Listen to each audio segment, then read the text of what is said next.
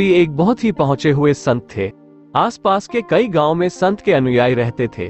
उन्हीं अनुयायियों में संत का एक प्रिय शिष्य था सत्यानंद। सत्यानंद स्वभाव से बहुत ही भोला और साधारण व्यक्ति था। सत्यानंद हमेशा भगवान की भक्ति में डूबा रहता। संत हमेशा सत्यानंद को आश्रम आने और भक्तों को सही मार्ग दिखाने के लिए कहते, लेकिन सत्यानंद हमेशा घर परिवार का कहकर टाल जाता। सत्यानंद हमेशा कहता, मेरे बिना मेरी स्त्री और पुत्र नहीं रह सकते, मेरे अलावा उनका कोई सहारा नहीं है, मेरे बिना उनका निर्वाह कैसे होगा। संत हमेशा सत्यानंद को समझाया करते कि यह सब तुम्हारा वहम है, जैसा तुम सोचते हो वैसा बिल्कुल भी नहीं है। अगर भगवान ने किसी को जन्म दिया है तो उसके जीवन निर्वहन के लिए भी उसने कुछ न कुछ इंतजाम जरूर किया है, तुम व्यर्थ ही चिंता करते हो। एक दिन जब सत्यानंद संत के पास सत्संग के लिए गया तो संत ने सत्यानंद को फिर वही बात समझाई और कहा कि अगर तुम्हें देखना है तो तुम परीक्षा करके देख सकते हो। सत्यानंद मान गया। संत ने सत्यानंद को प्राणायाम के द्वारा सांस रोकने की कला सिखा दी। कुछ दिनों बाद जब सत्यानंद परिवार के साथ नदी में नहाने गया तो वो सांस रोककर नदी के दूसरी ओर निकलकर जंगल में छुप गया और संत के आश्रम पहुंच गया। इधर सत्यानंद के परिवार वालों ने सत्यानंद को बहुत ढूंढा, लेकिन सत्यानंद नदी में कहीं नहीं मिला। सत्यानंद के परिवार वालों ने यही सोचा कि सत्यानंद की नदी में डूबकर मौत हो गई है। पूरे गांव में शोक की लहर दौड़ पड़ी। सत्यानंद को जानने पहचानने वालों का सत्यानंद के घर तांता लग गया। संत के सभी अनुयायी भी सत्यानंद के घर गए। अनुयायियों ने देखा कि सत्यानंद तो बेचारा मर गया और पीछे उसकी स्त्री और बच्चा रह गया। अब इनके भरण पोषण की जिम्मेदारी हमारी है।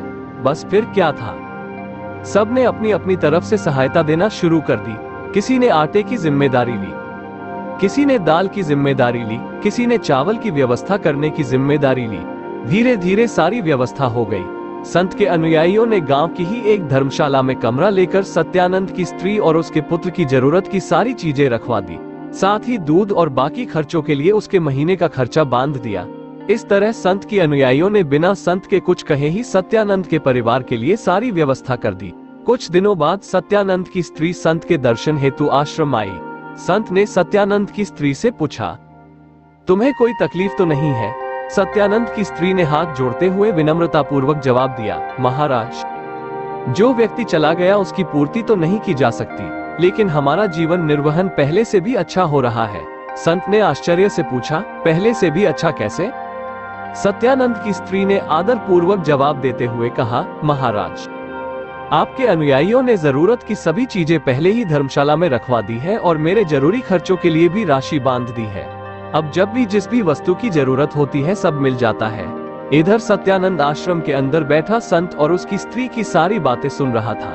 सत्यानंद की स्त्री के जाने के बाद संत ने सत्यानंद से कहा कि तू अब अपने घर जाकर देख कि जो तेरी स्त्री ने कहा क्या वो सत्य है या फिर नहीं। सत्यानंद रात के समय अपने घर गया और बाहर से ही दरवाजा खटखटाया। सत्यानंद की स्त्री ने अंदर से ही पूछा, कौन है? सत्यानंद बोला, मैं हूँ, तुम्हारा पति, दरवाजा खोलो। सत्यानंद की आवाज सुनकर सत्यानंद की स्त्री ने सोचा कि सत्यानंद की तो मृत्यु हो चुकी है, ये जरूर सत्यानंद का भूत होगा। सत्यानंद की स्त्री बोली, नहीं, मैं दरवाजा नहीं खोलती। सत्यानंद बोला, मैं मरा नहीं हूँ, तुम दरवाजा खोलो। सत्यानंद की स्त्री बोली, बच्चे अगर तुम्हें देखेंगे तो डर के मारे उनके प्राण निकल जाएंगे, इसलिए कृपा करके आप चले जाओ। सत्यानंद बोला, लेकिन मेरे बिना तुम्हारा काम कैसे चलेगा? स्त्री बोली, संत के अनुयायियों की कृपा से पहले से भी बढ़िया काम चल रहा है, आप चिंता मत करो, बस आप कृपा करके यहाँ से चले जाओ। सत्यानंद बोला, तुम्हें कोई दुख तो नहीं? स्त्री बोली, अभी तो बस यही दुख है कि आप आ गए, बस आप वापस ना आए तो फिर कोई दुख नहीं, कृपा करके आप वापस मत आइए। तो दोस्तों, इस कहानी से हमें यही शिक्षा मिलती है कि व्यर्थ की चिंता केवल बीमारियों का घर ही है। हमें व्यर्थ की चिंता छोड़कर जिंदगी में हमेशा आगे बढ़ते जाना चाहिए। मेरे बिना कुछ नहीं होगा, ये हमारा केवल भ्रम है। दोस्तों, अगर आपको हमारी यह कहानी पसंद आई हो तो हमारी वीडियो को लाइक करें, शेयर करें और चैनल को सब्सक्राइब जरूर करें। हम अपने चैनल पर ऐसे ही मोटिवेशनल कहानियां लाते रहते हैं। धन्यवाद।